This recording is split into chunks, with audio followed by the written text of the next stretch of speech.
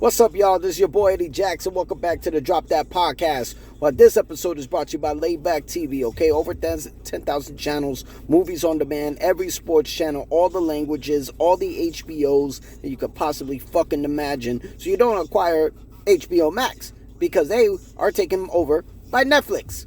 Just saying. You can go on the screen right now and see that it's laybacktv.com. You can see how you can download it on your iPhones, on your Androids, and your Fire Sticks, okay? And give them a shout out on their Instagram at official layback TV. Now let's get into some motherfucking fight talk. Whoa! Alright, guys. A lot of fights. It's going down. We got Zuffa Boxing. It's gonna go down tonight. Tonight, Zuffa Boxing. You know what I'm saying? Dana White has been calling this Zuffa Boxing ever since Floyd Mayweather took on Conor McGregor. He's been dying to call something Zuffa Boxing. So, kudos to him. I'm actually going to take my time to watch this because I want to see. I want to see how they operate it. I can't judge based off barely any hype. I mean, there was more hype for Zuffa Boxing than it was UFC 324. And we're going to do our segment for who you got. I know we spoke about July on one of the last episodes for Fight Talk, where Alexander Usyk wanted a piece of Deontay Wilder in July. That might be still in effect, but right now, Derek Chorizo, I think, I can't even say his fucking name. Carrizo. I think his name is Carrizo, or Carissa. You know what fuck I'm talking about. Apparently him and Deontay Wilder might get it on for April. They're working out that deal.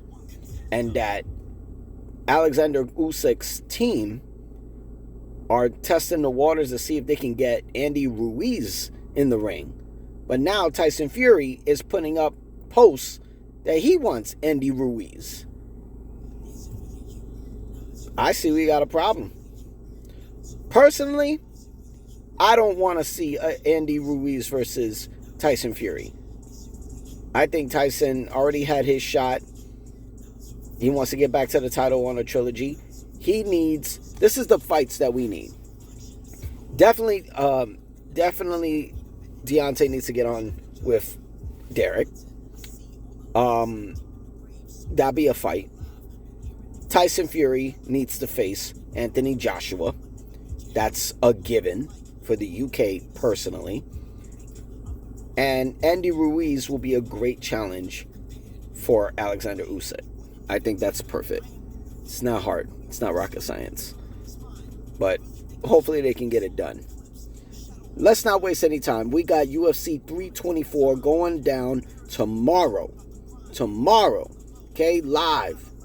You can watch it on Layback TV, or you can watch it on Paramount Plus. It's the debut of a UFC event on Paramount Plus. I am kind of curious how this shit's going to go down.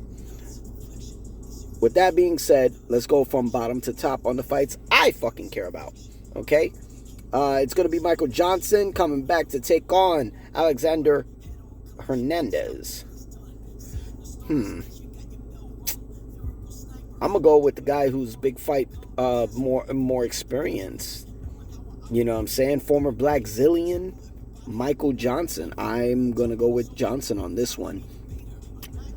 I'm not sure. Oh, shit. I'm not even sure if Hernandez is going to want to stand and bang with him. Pause. I got Johnson all fucking day. Johnson got a lot to fucking prove, and I think, they're probably calling him a journeyman, but this guy, he win or lose, he'd be putting up some entertainment fights. Main event on the prelims, we got Umar Nurmagomedov taking on Deiveson Figueiredo.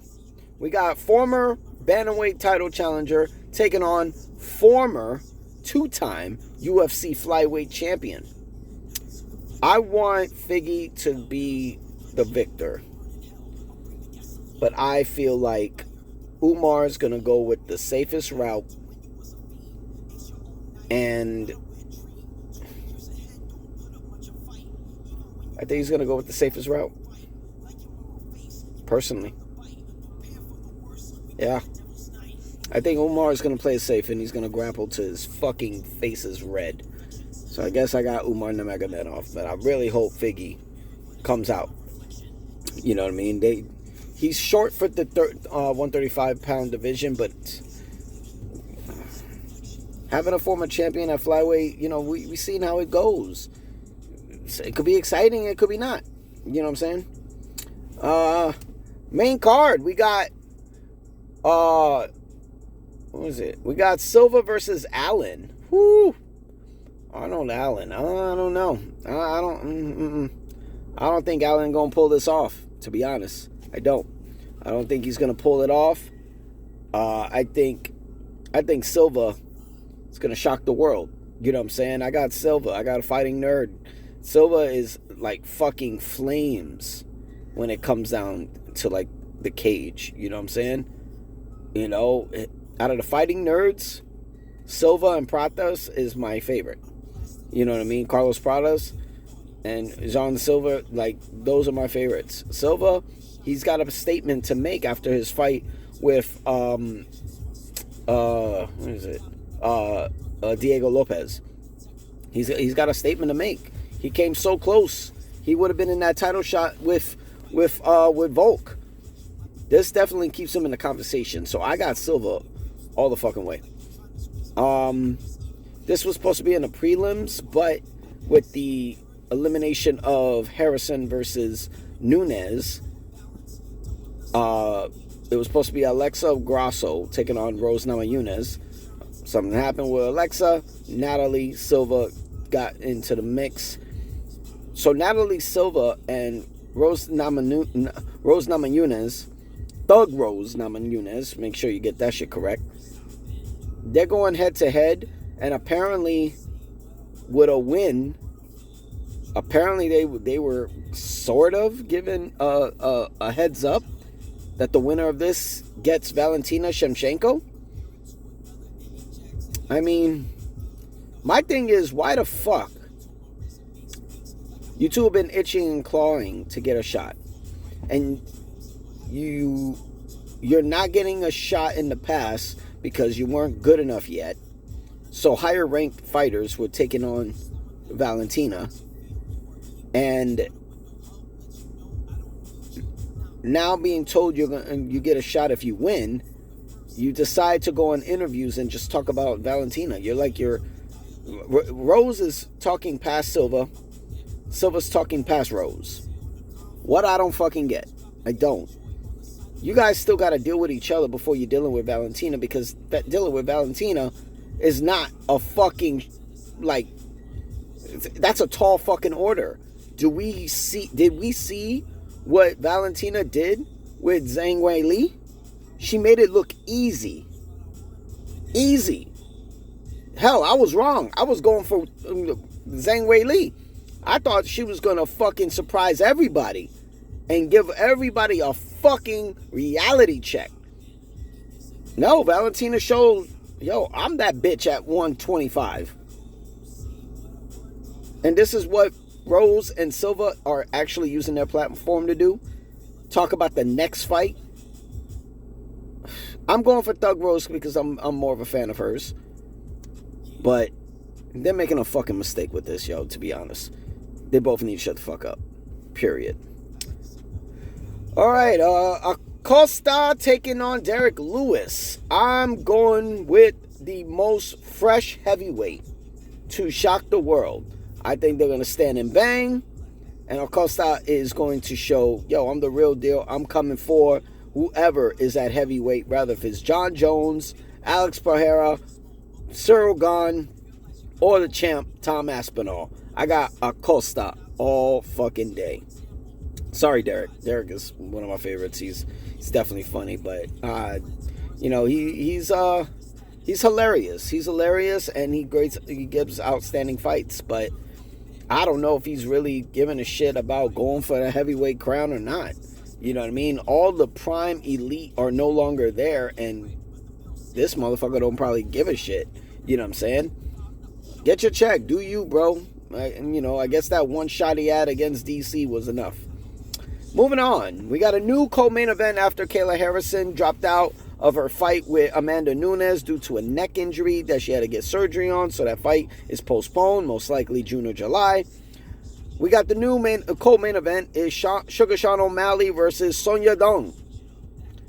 I got O'Malley. I feel like O'Malley is on a tear to prove, even though my last 2 fights I lost, I'm on a losing streak for the first time ever. And both of those, you got to give some slack to that because both of those last 2 fights were championship fights. You know what I mean? He lost the fight to the Spear debut, and he lost the rematch to Merab.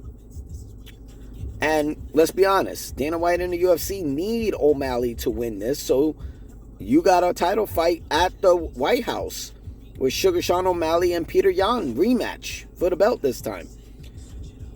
After that fight with Henry Cejudo, I don't know about Song Yadong. I did have him winning that fight, but it was more like, fuck an eye poke. That should have been a finish. You know what I mean? And I guess Henry got out of there for dear fucking prayers. I don't know. But I got O'Malley. Showing Song Yadong on how championship caliber fights are going to be, even though there's probably 3 rounds. And now the main event. We got highlight reel. Justin Gaethje taking on Paddy the Baddy Pimblett.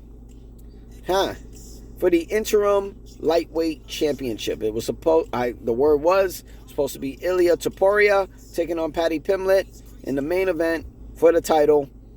Ilya's stepped away due to personal problems, and he will come back later in the summer. So he gets the winner out of Justin Gaethje versus Paddy Pimblett. I've been going back and forth with a lot of associates of mine on who basically has the edge here. And I'm not only just looking at who's got the skills, I'm looking at what have they done in their last 2 to 3 fights, right? Now you could look at Paddy Pimblett, his last fight was Michael Chandler. You can look at a fight with Tony Ferguson, and you can look at a fight with King Bobby Green. With Justin Gaethje, you can look at Rafael Fiziev, you can look at the Michael Chandler fight, you can look at the Dustin Poirier fight, or you can look at when he lost the BMF belt to Max Holloway. You know what I'm saying? I'm looking at all of that, honestly. I'm looking at all of that because his fight with Justin Gaethje, he threw a head kick out the fucking world home run, right? But he was losing that fight, in my opinion. Let's see. With Michael Chandler, the way Michael Chandler was fighting, which was fucking disappointing because I'm a Michael Chandler fan, Justin should have taken him out. He knocked him down with a good uppercut, but he should have taken him out. That should have been a KO, not a decision. The Max Holloway fight, that went technically 5 rounds for the BMF belt. It was a full lightweight camp and rise for Max Holloway. But Justin Gaethje, he was losing that entire fight to Max Holloway. You know what I'm saying? He was losing that fight. So, I don't know. You look at what he did with Michael Chandler, what Paddy did with Michael Chandler, Paddy did better. But, you tend to question how much Justin Gaethje got left. And he's a dog. Don't get it twisted. He's a fucking dog. I love his fights. This guy has won too many fucking performances of the night. Paid out the wazoo. Obviously, this is his last run at lightweight. Personally, I'm pissed off at Justin because I think he had what it took to beat Khabib. He beat Tony Ferguson. They both beat Tony Ferguson, but he was the one to really beat Tony at the beginning of the decline. And Justin, he had what it took to beat Khabib. He's got wrestling. He doesn't use it. This guy's got the same problem Michael Chandler got. You just try to go for the kill. Get that check. Oh my God, all right, bet. This is the real reason why you've only been an interim lightweight champion and a BMF champion. You haven't been the undisputed champion when you should have. Now, Paddy, yes, he jumped on Tony Ferguson when the guy basically was on a 6, 7, 8 fight losing streak. Bobby Green, he made look like amateur. He put him to sleep, if I'm not mistaken.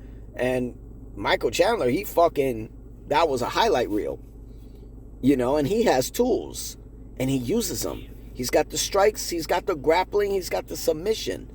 I'm going with the guy with fresh new skills. Not because he's younger, not because he's new, but I'm going with the guy because, yes, it is true. Justin will have to bring Paddy down to deep waters in the 4th and 5th championship rounds if he's going to make any noise. But we don't know what Paddy is actually working with. You know what I mean? Yeah, he's probably fat and then he takes a lot of weight cut to get to 55. But every time we doubt this motherfucker, he's proven us in a different way. You know what I'm saying? Of how, personally, I had Michael Chandler beating him before they fought. You know what I'm saying? I was going for Michael. I think Michael was the most hungry, the most tools, and this was going to get him a shot. This should have been Gaethje Chandler too. No. Paddy showed him, yo, I'm a fucking destroyer of everyone's plans. And they need Paddy to win because they need a champion versus champion fight, more money on the table with Ilia Topuria and Paddy Pimblett. They need him to win. This is a beef. And I think Paddy has what it takes to give a reality check that this is Justin Gaethje's last fight. Sorry, Gaethje. I'm going Paddy Pimblett all fucking day. You had your time, bro, and I'm glad you got in the shine. But, Father Time is going to catch us all. So I got Paddy Pimblett winning the main event, new interim lightweight champion, and number 1 contender to the current undisputed lightweight champion, Ilia Topuria. And that's all we got for Fight Talk, UFC 324, Paramount Plus, Layback TV, going down tomorrow night in Vegas. Shit is going to get crazy. Also, check out Zuffa Boxing. It's going to get crazy. I can't wait. And then we're going to give our review our results for a review of the results next week for 324 because we're going to get right into a review for UFC 325 that's going to go down the following week. Yes, right. 2 back-to-back UFC events. I can't fucking wait. Foaming out the dick for this shit, yo. Shit's gonna get crazy. Y'all be easy. This is Eddie Jacks. This is the Drop That Podcast. Make sure y'all hit that sub button. Hit subscribe. Fucking like. Comment if you disagree with my picks because this is who you got. Y'all chill out. Relax. Enjoy the fights. Peace.